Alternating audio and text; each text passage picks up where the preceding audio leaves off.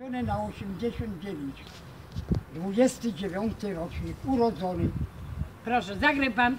I zagram pani. Ja, proszę pani, jestem wojenny. Okrótkie proszę. Inwalida wojenny. Pochodzę, proszę pani, tu ożeniłem się. Żonę mam pochowaną 2 lata. Pochodzi z Kurnatowic, a ja żyję szwerym po niemiecku, bo ja Verstej i po rusku Haroszy. I w Rosji byłem, i w Niemczech po niemiecku mówię i tak dalej. Panią bardzo dobrze znam, bo ja kiedyś parę lat temu byłem, ale teraz lepiej, bo kiedyś to wiecie, pracowałem, chodziłem, uczyłem na praktykach nowych. O, patrz pani, gramy albo forsę oddamy. Takie przysłowie jest.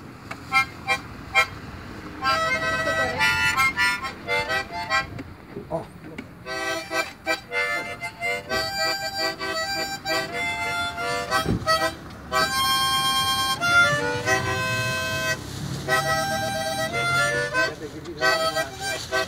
Dziękuję.